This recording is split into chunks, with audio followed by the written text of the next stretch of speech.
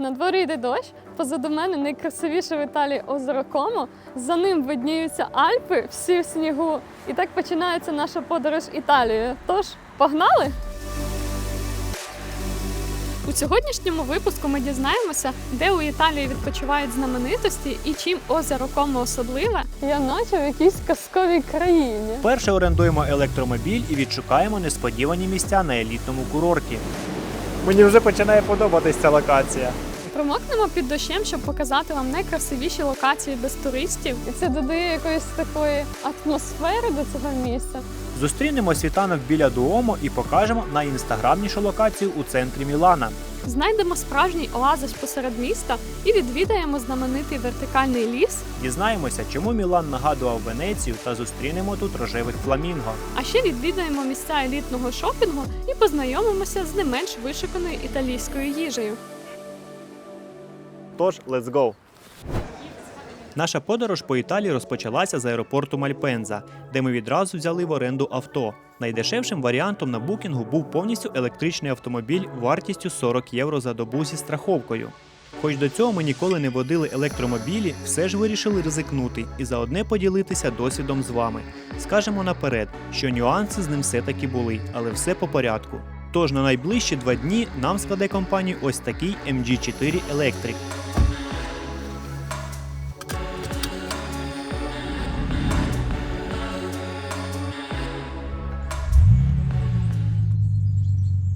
Залишаючи аеропорт позаду, ми з вами відправляємося на північ, де знаходиться одна з найкрасивіших водойм Італії.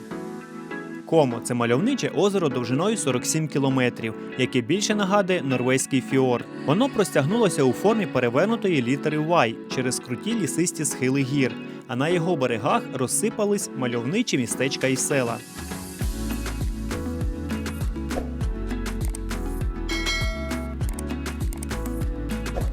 За рахунок того, що озеро оточене горами, тут свій мікроклімат. Комфортна погода протягом усього року, величезна кількість сонячних днів, в число яких ми примудрилися не попасти, чисте повітря та Альпи, що захищають озеро від різких північних вітрів. Гори навколо озера різної висоти – від 900 метрів на півдні до майже 3000 метрів на півночі. І більшу частину року верхівки Альп вкриті снігом, що робить і без того красиву картинку ще привабливішою. А вздовж берега ростуть кіпариси та пальми поруч із вишуканими елегантними віллами. Деякі з них походять ще з 16 століття. І уже сам вид на озеро викликає відчуття розкоші. Не дивно, що Джордж Клуні, Мадонна, Бред Піт і багато інших знаменитих персон прикупили тут завидні елегантні вілли і частенько обирають Комо для своїх відпусток.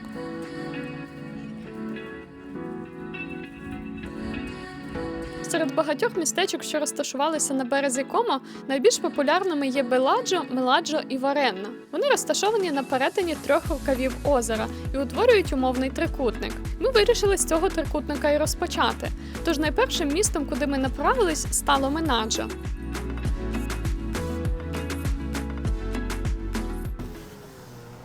Ну а поки ми їдемо до нашої локації, хочемо нагадати, що для виїзду за кордон потрібно оформлювати туристичну страховку. І не забувайте, якщо ви плануєте поїздку в іншу країну на власному авто, вам знадобиться зелена карта. Це обов'язкова страховка для перетину кордону та законного пересування європейськими дорогами. Ви завжди можете зручно і вигідно оформити її в застосунку Hotline Finance. Все дуже просто. Вибираєте страхову компанію, вводите свої дані, оплачуєте і все готово.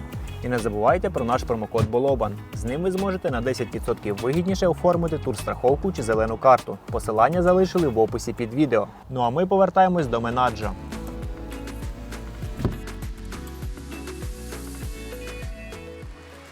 Єдиний факт, який нас трохи хвилював, це невтішний прогноз погоди на наступних 2 дні. І на дощ, як можете помітити, довго чекати не довелося. Ми в містечку Менаджо. Тут все ще йде дощ, як бачите, але ми все одно вам його покажемо. Тож пішли? Ой, я сподіваюся, нас не обляпають. Менаджо – це затишне італійське містечко, розташоване на мальовничій рівнині серед гір на західному березі озера Комо.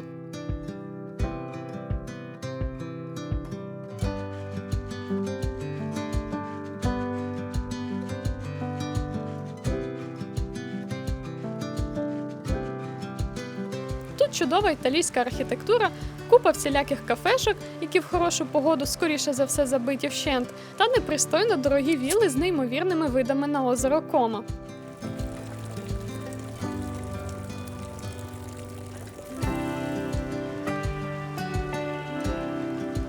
Проте найбільш цікавою локацією в Менаджо є елегантна набережна, яка простягається по всій довжині міста. Вишукана металева балюстрада, сидіння під тінистими деревами та інші цікаві деталі роблять її надзвичайно романтичною.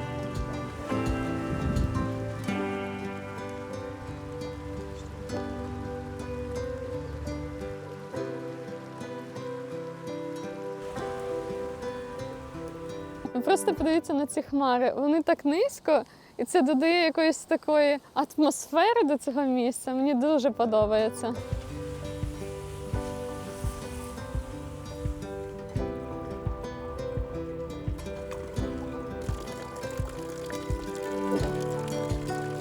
А ще на озері Комо можна побачити цвітіння гліцинії. Вона тут практично всюди, тому якщо хочете зробити кілька знімків або просто поглянути на ці прекрасні квіти і насолодитися італійським Дольче Віта, приїжджайте сюди з кінця березня по кінець квітня. Дивіться, як гарно! Вони, до речі, дуже гарно пахнуть. Шкода, що аромат не можна передати через камеру. Вздовж набережної є ще такі альтанки. І що приємно, у дощ охочих пофотографуватися тут майже немає. Я наче в якійсь казковій країні. Ну хіба це реально? Ніколи в житті таких квітів не бачила. От прям настільки довгі.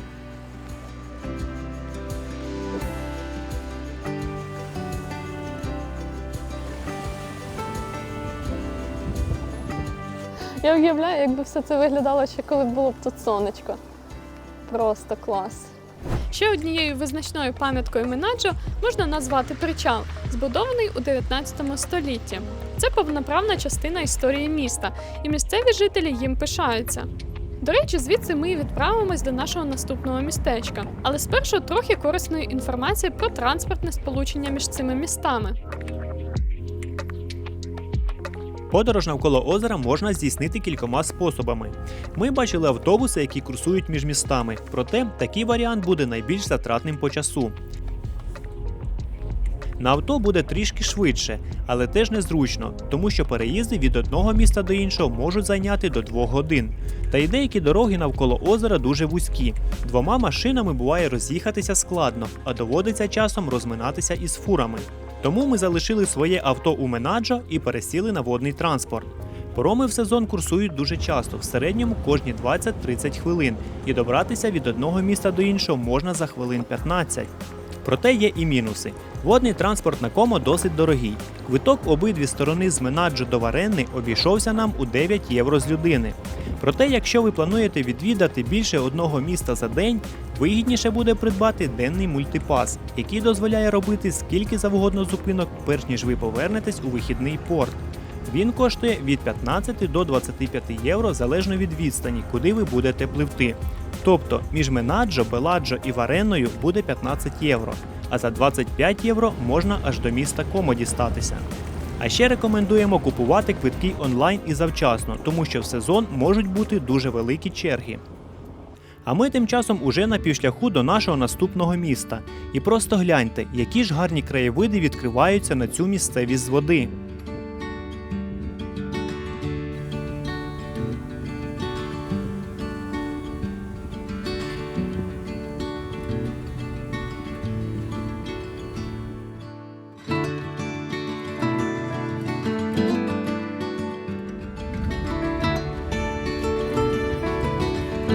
Аж 10 хвилин на паромі, і ми на іншому кінці озера, у місті Варенна.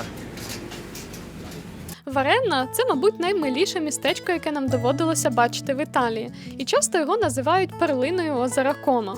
Його ніби втиснули на невеличкому клаптику землі між горою та озером.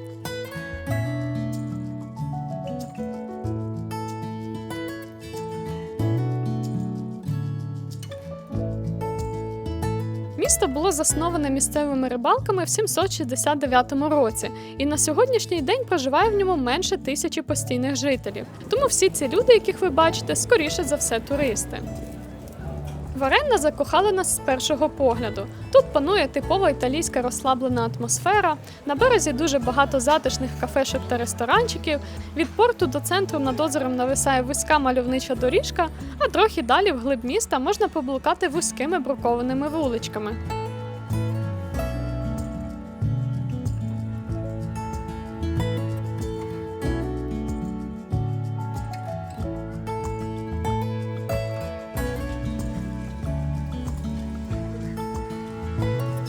Найжвавішим районом Варенни є набережна.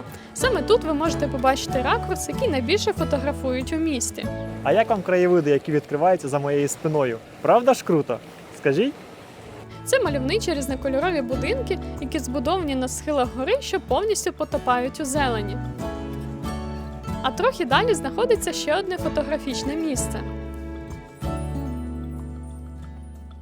Зараз ми знаходимося біля готелю «Вікторія». Ми подивилися в інстаграмі, що там зверху є такий столик, і звідти відкривається дуже класна панорама на озеро.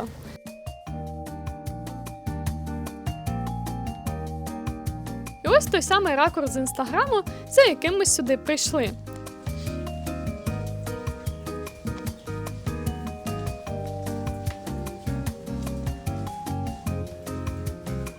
Сам готель був побудований ще в далекому 19 столітті, і в ньому колись зупинялася британська королева Вікторія, на честь якої і був перейменований готель.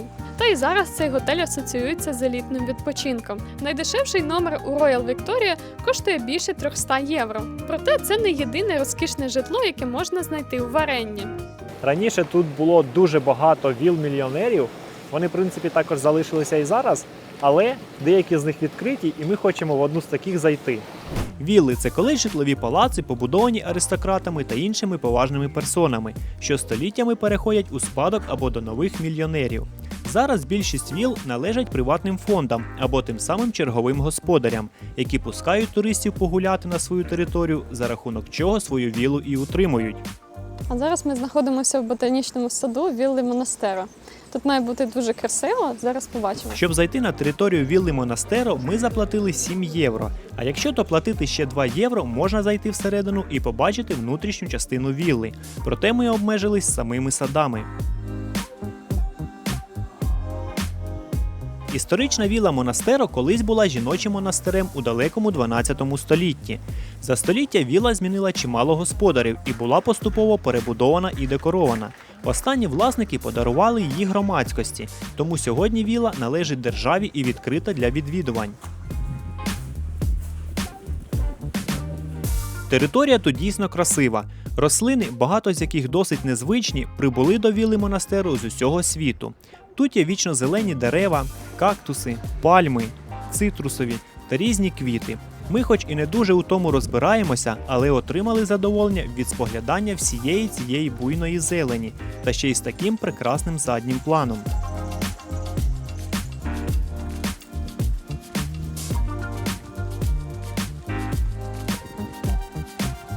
Проте, окрім рослин, тут ще багато різних архітектурних елементів. Різноманітні тераси, фонтани, скульптури, ошатні балюстради. Тому любителям усієї цієї естетики точно тут сподобається. Там хтось проводить фотосесію. Пішли подивимось, може там щось цікаве.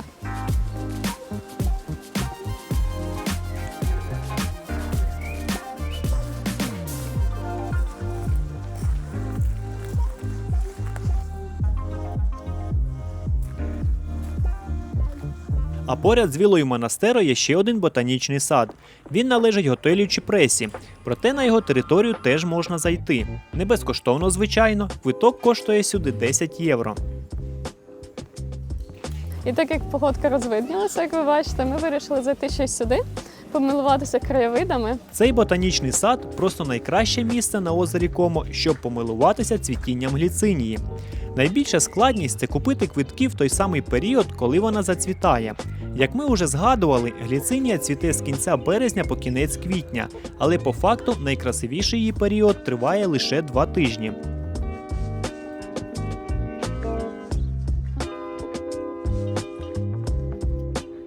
Цього року була тепла весна, тому в кінці квітня більшість квітів уже перецвіли. Тут повинна була бути стіна гліцинії, але вона трошки перецвіла.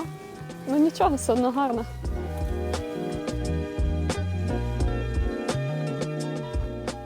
Якщо вам раптом пощастить приїхати сюди в період цвітіння гліцинії, я думаю, це буде просто космічний вид. Тому рекомендуємо додати цю локацію у список місць, якщо заплануєте свою подорож на квітень.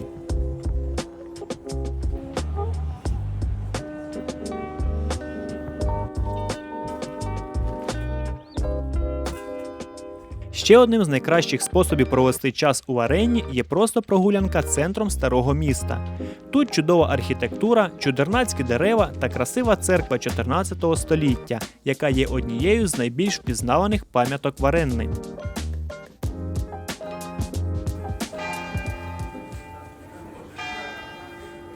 У нас залишилася ще одна локація зі знаменитого трикутника, і це Беладжо.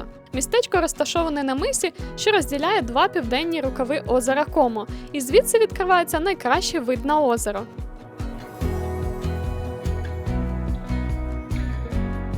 Красиві околиці та зручне розташування зробили Беладжо популярним задовго до настання ери масового туризму. Тут любили відпочивати відомі композитори, письменники та інші заможні люди. У центрі Беладжо є кілька вулиць, заповнених магазинчиками, бутиками, ресторанчиками та желатеріями.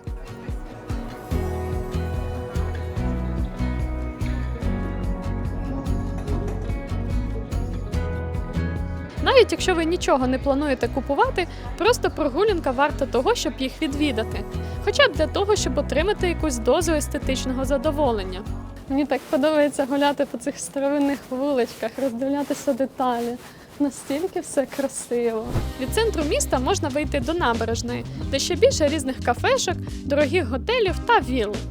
Деякі кафешки знаходяться прямо на березі, під гронами гліциній, які ефектно звисають з гілок додолу.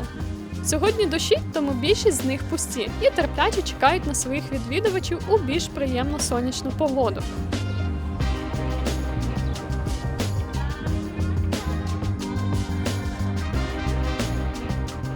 А ми йдемо в напрямку Пунта Спартівенто. Це парк, який розташований на краю міста Беладжо.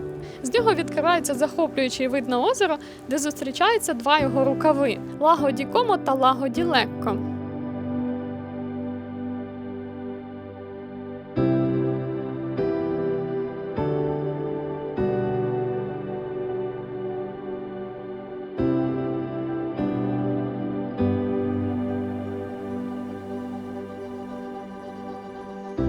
Так, погоджуємося. З висоти ця місцевість виглядає дуже ефектно навіть у хмарну погоду. Проте навіть стоячи на землі чи присівши на лавочку, краєвиди звідси не менш вражаючі.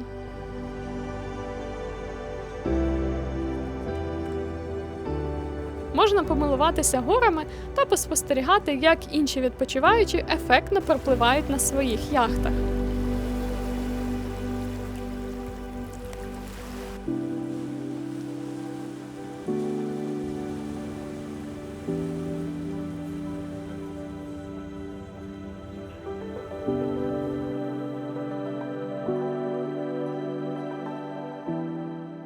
Як ви помітили, ми частково переміщаємося на паромах, а частково на авто, щоб була можливість оглянути озеро ще й по периметру.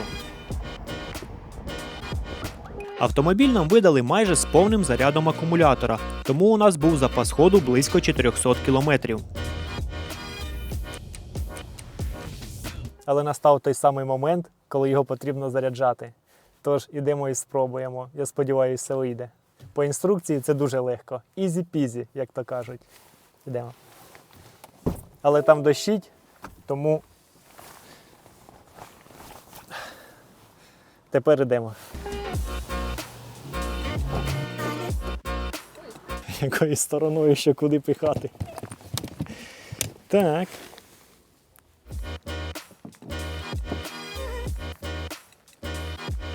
Інший кінець.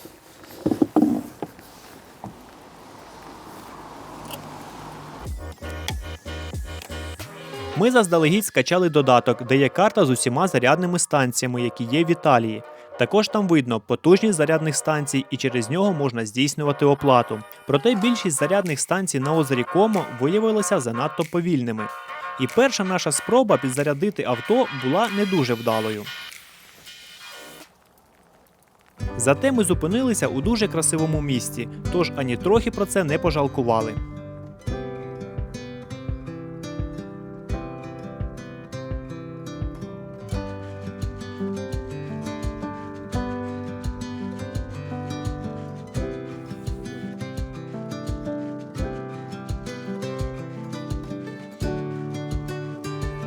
Потім у нас було ще 2 невдалі спроби підзарядити авто через проблеми з оплатою і несправність зарядних станцій. На щастя, вільна зарядна станція була у містечку, де ми оселилися. Хоч вона і повільна, зате зарядка пройшла успішно. Звісно ж, авто довелося залишити там на всю ніч.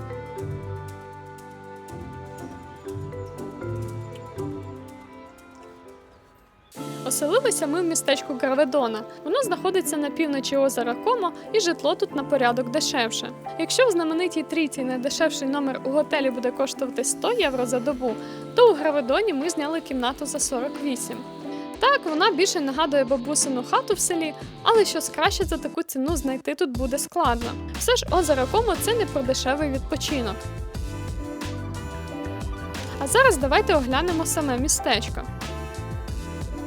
Нам не пощастило з погодою, уже другий день іде дощ, але в цьому щось є. Це додає трішки містичності та навіть трішки романтики. Тому нічого іншого, аніж ходити під дощем, у нас не залишається. Принаймні ми себе тішимо тим, що будемо гуляти вулицями міста без туристів. Я дуже люблю відвідувати такі туристичні місця, коли взагалі немає людей. Зазвичай ми просто встаємо зранку і проходимося по найбільш туристичних точках. Але в дощ тут, дивіться, взагалі нікого нема. Ну круто ж!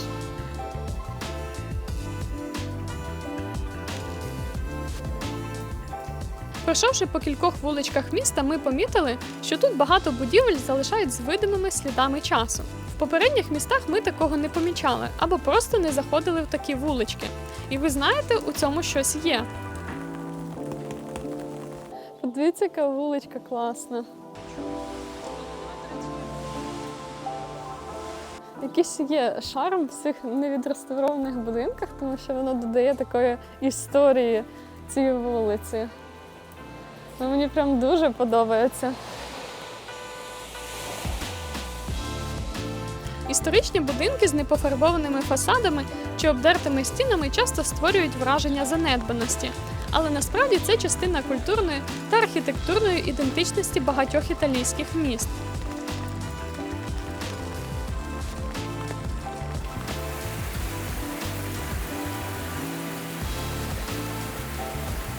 А зараз давайте пройдемося по набережній, адже це, мабуть, найбільш цікава частина міста. Позаду мене має відкриватися дуже мальовничий вид на Альпи. Але зараз іде дощ, тому маємо те, що маємо. Але навіть у таку погоду тут доволі непогано. Купа зелені, кольорові будиночки, таємничі гори вдалечині, та й в цілому нам навіть сподобалося так гуляти.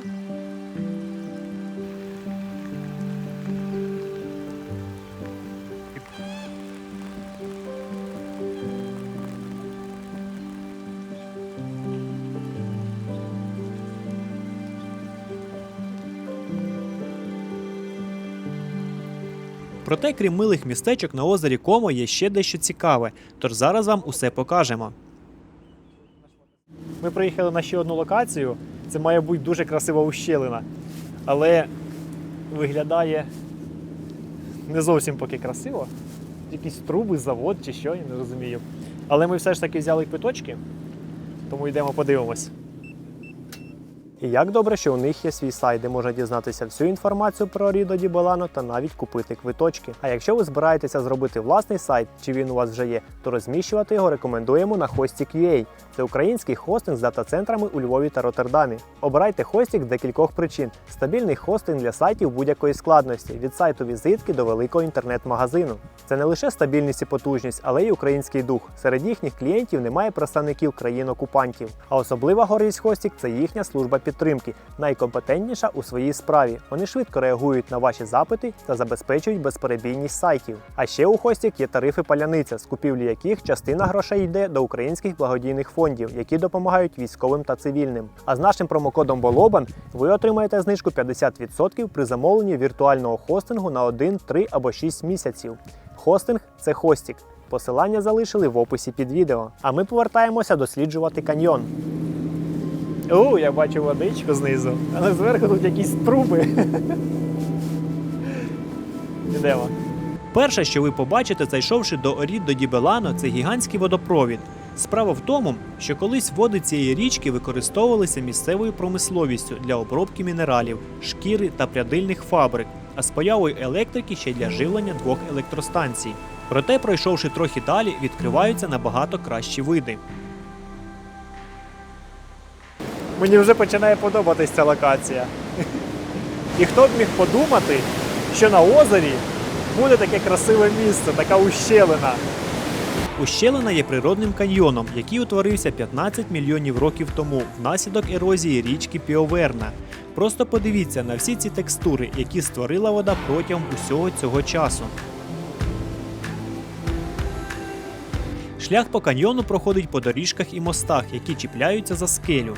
Доріжки доглянуті, широкі та мають перила, тому ходити цілком безпечно. А тут можна бачити все, що коїться у тебе під ногами. Клас. Страшно, правда, але класно. А ще тут повсюди водоспади, природні печери та захоплюючі панорами на річку, тому маршрут дійсно вражаючий.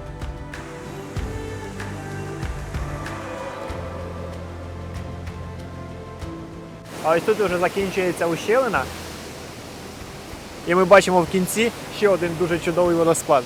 Ну все, 1 мільйон фоточок точно зараз буде.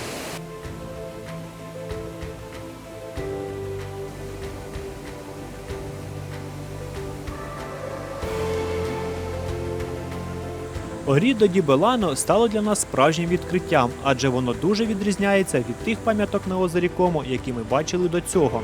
Тому ловіть іще одну рекомендацію від нас, якщо хочете трохи розбавити свої походи по пафосних віллах. Місце бомба.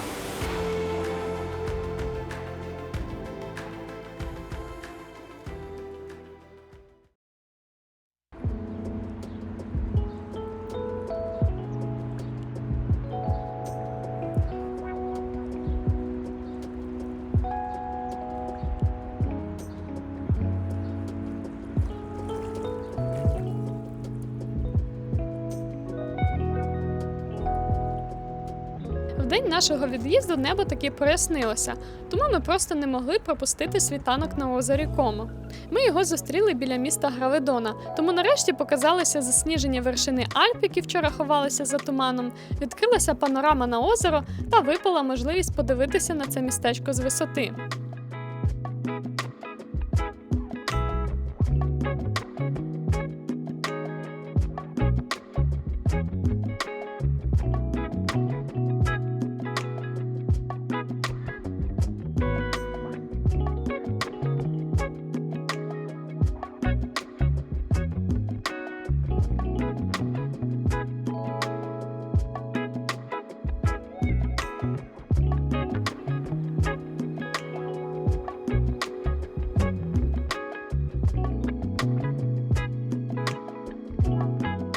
Ну що ж, світанок був дуже класний, але час прощатися з озером Комо і вирушати до Мілану. Тож, let's go! Ми знову в аеропорту для того, щоб взяти автомобіль, і далі вирушаємо до Мілану вже автобусом. У великих містах завжди легше пересуватися громадським транспортом через постійні затори та проблеми з паркуванням. Тому прямо у водія купуємо квиток на автобус, обійшовся один квиток нам у 10 євро, і проходимо займати місця.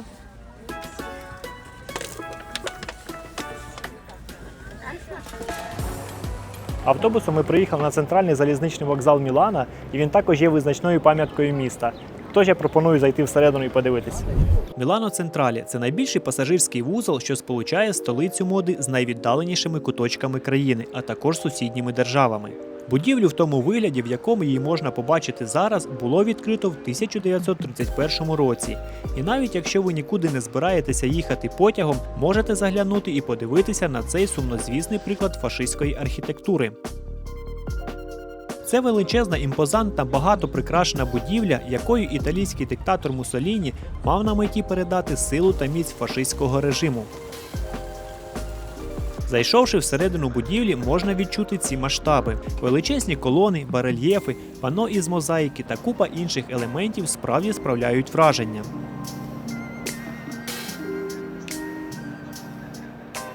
Фасад вокзалу не менш величний, його прикрашають численні скульптурні композиції, колони і навіть фонтан. Все це буквально давить своєю грандіозністю, що й було однією з головних ідей фашистської архітектури – викликати відчуття величі та могутності.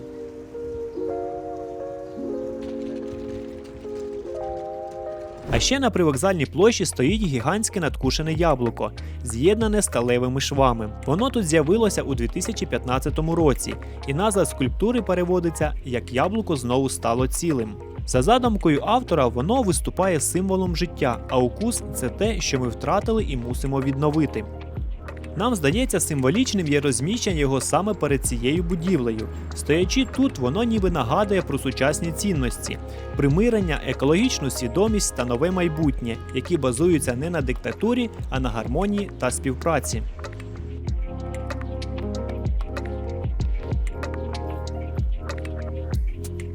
До речі, про екологічну свідомість. Її тут не лише втілюють у мистецьких творах, а й активно впроваджують у реальних міських проєктах. Ми знаходимося в районі Порта-Нуова, і, як ви бачите, це такий новий район Мілана, дуже красивий, з красивими парками, деревами. І тут є один такий особливий будинок. Ви, мабуть, всі його бачили десь в інтернеті, на картинках. Це вертикальний ліс, і зараз ми до нього будемо підходити. Але перш ніж підійти ближче до будинку, давайте оглянемо територію парку, бо це справжній оазис посеред міста. Чого тільки вартує ось це поле ромашок посеред мегаполісу. Квіти контрастують з хмарочосами, створюючи якийсь несподіваний і дуже цікавий пейзаж. А ще тут є невеличкий ставок, де буквально кипить життя.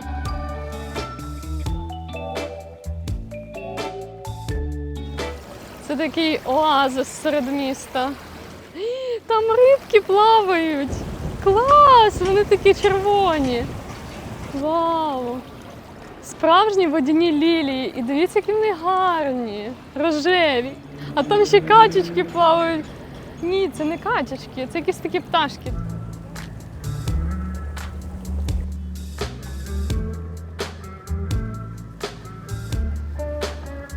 Можна лише позаздрити людям, у яких тут поряд офіси.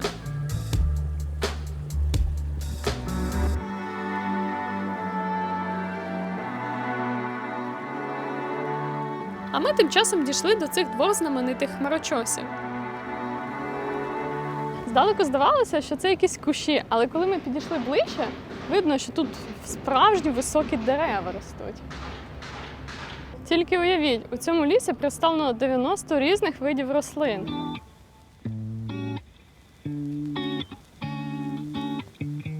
На фасадах Bosco Verticale розміщується 730 дерев, 5 тисяч кущів та 11 тисяч різних багаторічних рослин.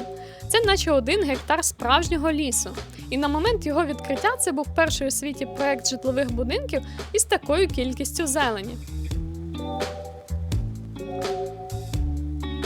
Мені цікаво, наскільки комфортно жити в цих квартирах, тому що я бачу деякі вікна прям зовсім затінені рослинами. І наступне питання, яке мене цікавить, хто доглядає за цим лісом. Трохи погугливши, вдалося знайти деяку інформацію. Ці вежі обладнані системами для автоматичного поливу рослин та технологіями для моніторингу здоров'я рослин. А раз в рік сюди прибувають так звані Flying Gardeners, тобто команда садівників-скелелазів. Використовуючи техніку альпінізму, вони спускаються з даху будівель, обрізають рослини, перевіряють їхній стан і, якщо потрібно, видаляють чи заміняють. Тому власники квартир можуть ні про що не турбуватися. А ще ми помітили, що багато міланців надихнулися цим проєктом і повисаджували різні рослини на своїх балконах. Ось такі будинки нам неодноразово зустрічалися по місту.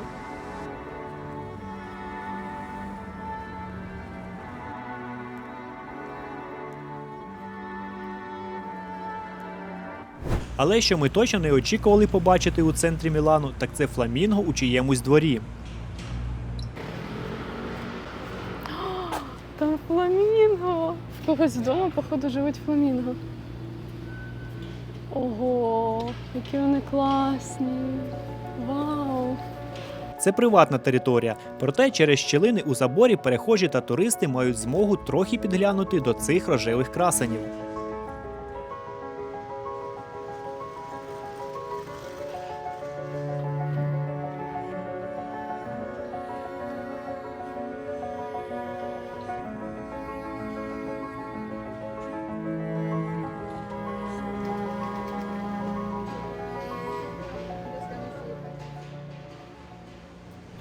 А ще ми знайшли для вас дуже камерну вуличку з купою барвистих будинків неподалік від центру Мілану. Ці маленькі котеджі були побудовані наприкінці 19 століття для людей робітничого класу.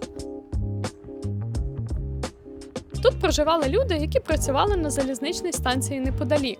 Щоб будинки були гарнішими та затишнішими, господарі розфарбували їх яскравими фарбами та прикрасили садами і деревами.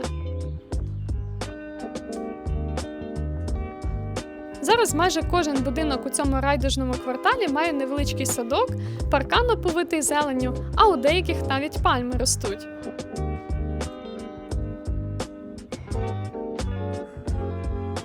Тут дуже мало туристів, тому можна насолодитися тихою затишною атмосферою.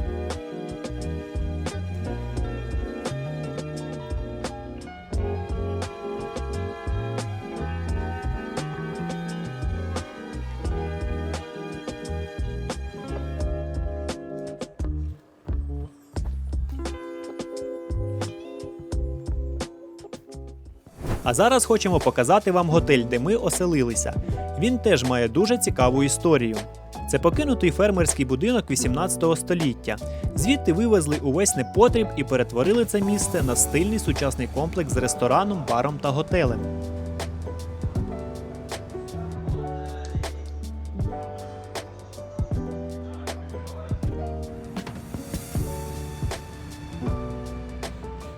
І зараз ми вам проведемо рум-тур. Кухня у нас загального користування, це не наша приватна кухня. Так стильно. Мені дуже подобається. Пішли в кімнату. Насправді вона дуже маленька. Тут по факту 2 ліжка і все, і більше нічого нема. Але тут також така стіна аутентична, старенька. О, зараз для атмосфери включу світло. Я думаю, має бути краще. О, прикольно. Вікно таке. Ого, можна прям так закрити і буде ніч. Така сучасна шафа. Такий простір замість шафи. Ну, подивимося, чи ми маємо там якийсь вид. Ну, я вам скажу, виду ми не маємо. Тут просто двір. Ванна кімната в нас приватна, проте вона знаходиться не в кімнаті. О, пішли в ванну кімнату.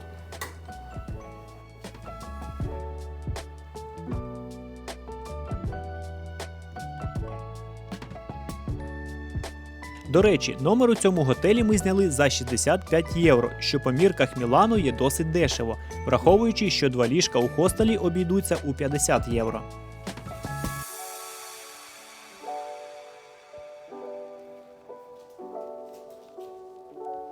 Швиденько випивши каву, ми вирушили досліджувати вечірній Мілан. І одним з найкращих місць, де можна опинитися тут ввечері, є Навільо Гранде. Мілан – це не лише велике місто з купою хмарочосів. А чи знали ви, що ще 150 років тому Мілан більше нагадував Венецію? Тут було побудовано 120 каналів загальною довжиною 150 кілометрів. Ви, мабуть, задались питанням, з якою метою у Мілані набудували стільки каналів. Відповідь доволі проста, щоб легше транспортувати різні товари та матеріали. Зазвичай усі великі міста побудовані на берегах річок. У Лондоні є Темза, в Парижі Сена, в Києві Дніпро. В Мілані ж немає жодної річки, тому жителям міста довелося зробити її самим. І між 12 та 17 століттями була розроблена система каналів, яка з'єднала місто з двома сусідніми річками. Однак до сьогодні лишилося тільки декілька каналів. І ми на одному з них зараз. І хочемо вам показати цю красу. Зараз це доволі жвавий район міста, особливо ввечері. Береги каналів усіяні відкритими кафешками, затишними ресторанами, барами та магазинами.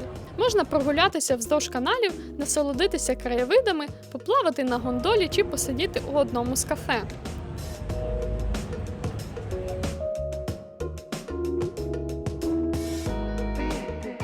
А так як ми були голодні, а ціни дуже привабливі, ми вибрали останнє. В багатьох закладах, які тут розташовані, діють щасливі години. Вони починаються приблизно о 6 вечора і закінчуються о 22. І цікаві вони тим, що ви берете напій за 10-15 євро і можете набирати в буфеті їжі скільки завгодно. Звісно, у таких місцях їжа не надто вишукана, але в цілому вистачить, щоб бюджетно повечеряти в Мілані.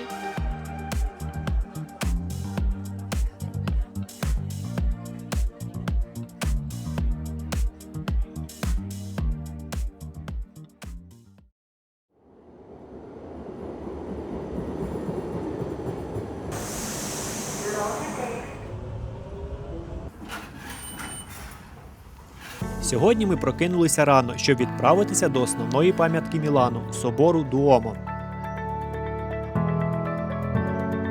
Це надзвичайно популярне місце вдень, і щоб оминути натовпи допитливих туристів, ми вирішили приїхати сюди на світанку. Світанок був о 6:15, але сонечко почало показуватися із-за будівель годин в 7 приблизно. І це така краса. І лайфхак, якщо ви хочете фото без туристів, ну майже без туристів, тоді тільки світанок.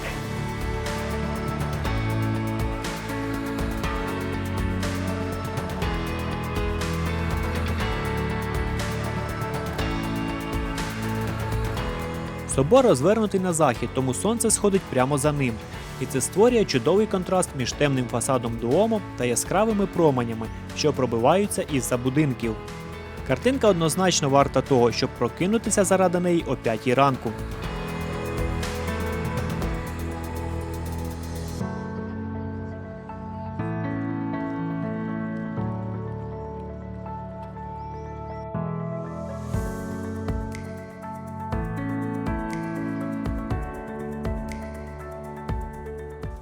Але дуже швидко набігли туристи і пропала уся ця магія.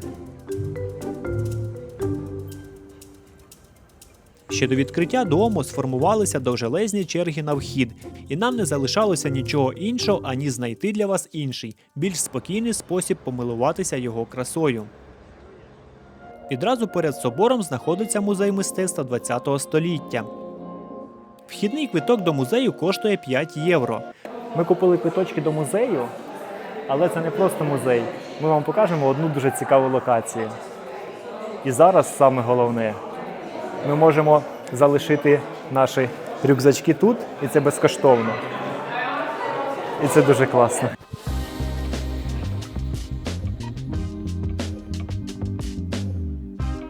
Тут є декілька поверхів, де представлено близько 400 робіт переважно італійських митців.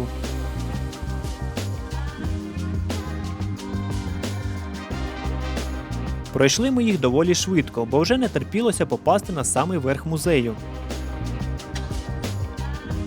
На верхньому поверсі знаходиться чудова зала з елегантним інтер'єром, і звідти відкривається неймовірна панорама на Дуомо.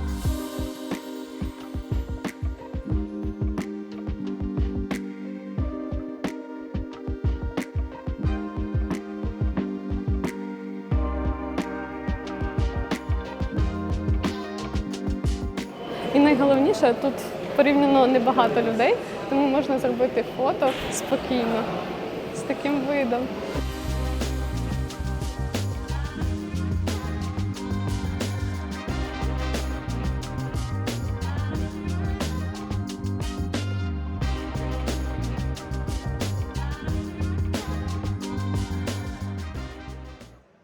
Проте, захопившись Дуомо, не забудьте відвідати ще одне місце, яке знаходиться на тій же площі. Це знаменита галерея Вітторіо Еммануеле. Вона є одним з найстаріших торгових центрів у світі і прабатьком сучасного закритого торгового центру.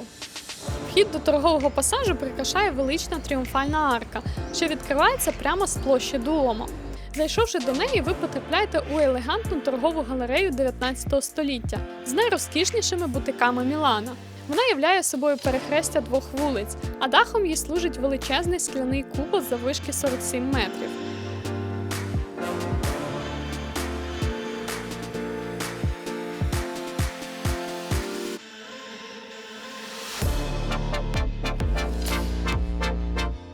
Цікаво, що знаменитий на весь світ бренд Prada свій перший магазин відкрив саме тут. Проте любителі елітного шопінгу оцінять і не менш зіркових його сусідів.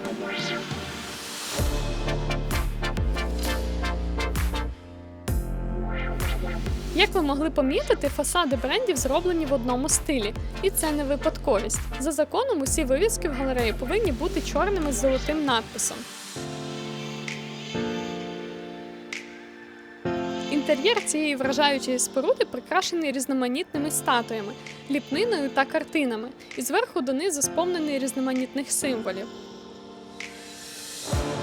Ось, наприклад, мозаїка на підлозі в центрі восьмикутника представляє герб королівської родини Савойя.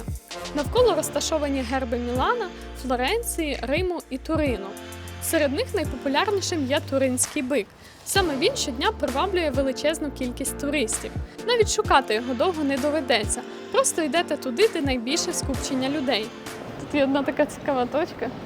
Кажуть, якщо на ній покрутитися 3 рази, здається, тоді збудеться будь-яке бажання. Будемо перевіряти. І по дірці, яку протерли туристи, можна тільки уявити, скільки людей тут крутилося. А над магазином Prada, якщо ви можете побачити, знаходиться кафешка, куди ми зараз збираємося. По ідеї, там не повинні бути дуже високі ціни. Пішли подивимось. Ось тут є меню. Еспресо коштує 1,5 євро, а лате 2,50.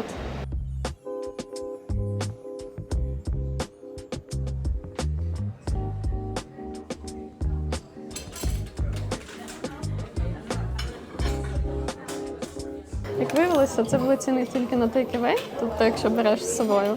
Але якщо ти хочеш поїсти в закладі, то, будь ласка, плати в 2 рази більше.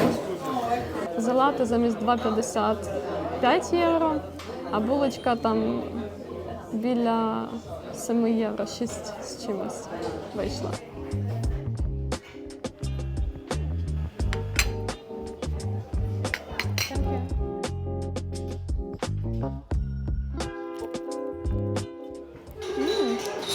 Булочка смачна.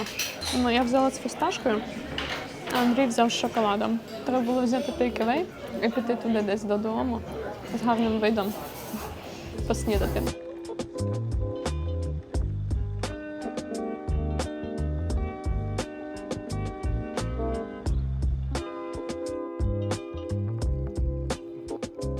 І ще один лайфхак, як зекономити на воді.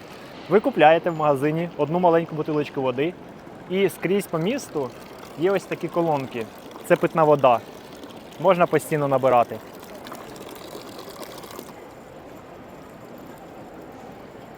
Зараз спробуємо.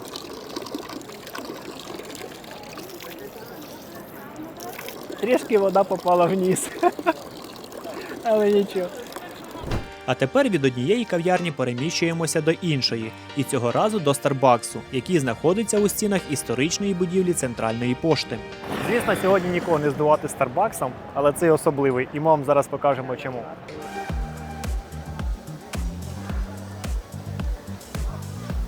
А унікальність цього місця полягає в тому, що ти знаходишся якби і всередині кав'ярні, і на маленькому міні-заводі. Прямо у вас перед очима відбувається увесь процес від обсмажування зерен кави до упакування уже готової продукції. І у вас є унікальна можливість позаглядати у різні прозорі трубки, що передають кавові зерна, ємності для обжарки кави та різні механізми, перед тим, як замовити собі чашечку свіжозмеленої кави.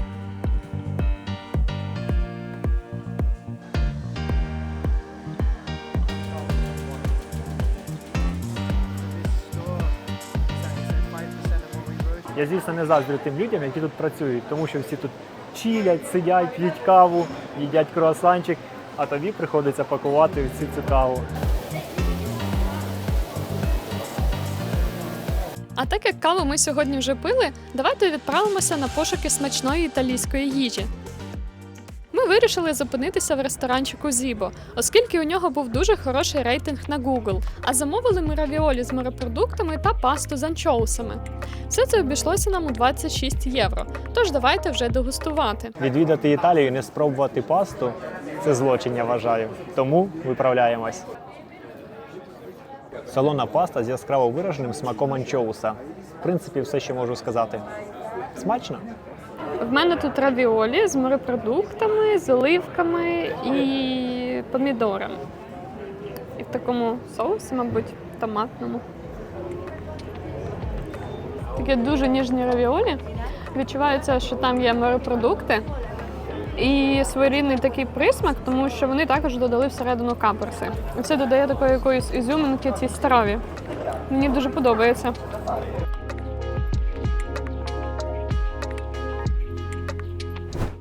Ми вже згадували Мілан як столицю моди, і на цю тему у місті є ще одна цікава пам'ятка. Це скульптура «Голка, нитка та вузол».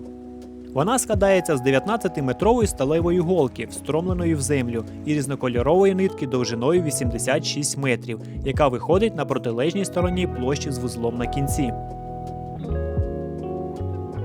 Мілан має багату історію текстильної промисловості, і ця скульптура символізує зв'язок міста з модою та його внесок у світ дизайну. Проте, якщо скульптура голки з ниткою є логічною для Мілана, то наступний арт-об'єкт скоріше викликає шок. Поряд зі штаб-квартирою італійської фондової біржі стоїть мармурова статуя, яка зображує руку з витягнутим середнім пальцем. Якщо уважно придивитись, то можна помітити, що інші пальці не зігнуті, а відрізані. І ні, це не те, що ви подумали. І насправді він означає «лав». Назва у цієї скульптури є акронімом від ліберта, одіо, вендетта та етерніта, що перекладається як свобода, ненависть, помста та вічність. Можна лише здогадуватися, що хотів показати цією скульптурою автор, адже він ніколи не коментував її значення. Але що б вона не означала, статуя все ж дуже неоднозначна та суперечлива. І взагалі вона мала простояти на площі всього пару тижнів, але міська влада вирішила залишити її там на невизначений термін. А у нас залишилося ще декілька місць у Мілані, які просто не можемо вам не показати. І спочатку відправляємося до замку Сфорцеско. Це середньовічна оборонна споруда 15 століття з великими внутрішніми двориками, масивними стінами, ровом та вежами.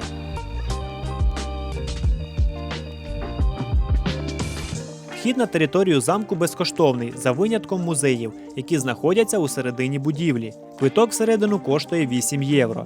Проте, якщо ви прийдете 1 чи 3 вівторка кожного місяця, то зайти туди можна безкоштовно, але лише після 14:00.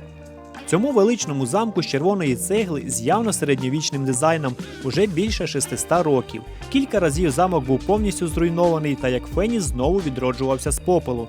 Можливо, саме тому він і виглядає таким ідеально збереженим. Ми прогулялися зовнішнім та внутрішніми двориками замку та відправилися у парк, який розташований відразу за фортецею. Це великий міський парк у центрі Мілана із значною кількістю зелених насаджень, куди туристи та місцеві приходять відпочити. У таку жарку погоду це ідеальне місце, щоб поїсти морозива та сховатися у тіні дерев. Серед парку знаходиться висока металева конструкція Торре Бранка, так звана Ейфелева вежа Мілану. Її висота 108 метрів і на самий верх можна піднятися, заплативши 5 євро. Але сьогодні понеділок, тому башта, на жаль, зачинена. Тому рухаємося далі вздовж парку до ще однієї визначної пам'ятки міста – Порта Семпіоне. Вона служить прекрасним доповненням до галявин і численних зелених насаджень парку. Тріумфальна арка була закладена за Наполеона на честь його перемог, але будівництво затяглося надовше, ніж планувалося. Правління Наполеона було повалено, і до Мілану повернулися австрійці. Проте будівництво арки все ж продовжили. Але задумана спочатку як пам'ятник військовим перемогам Наполеона, тріумфальна арка була добудована уже як арка миру. Арка була урочисто відкрита в 1838 році і сьогодні вважається одним із символів Мілану. Провівши трохи менше 2 днів у Мілані, ми зрозуміли, що це місто набагато більше, аніж просто столиця моди. Тут і величезна історична спадщина, і сучасні архітектурні шедеври, і затишні камерні місця.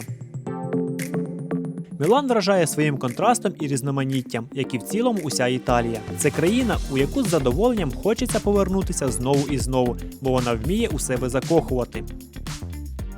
А нам уже пора до аеропорту, тому сідаємо у вінтажний трамвайчик і рухаємося в сторону вокзалу, щоб пересісти на автобус до аеропорту. А поки їдемо, хочемо нагадати, що YouTube дуже любить, коли ви проявляєте активність на каналі. Так він краще просуває україномовний контент. Тому будемо безмежно вдячні за лайк, коментар та підписку. Любимо вас і зустрінемося у наступному випуску.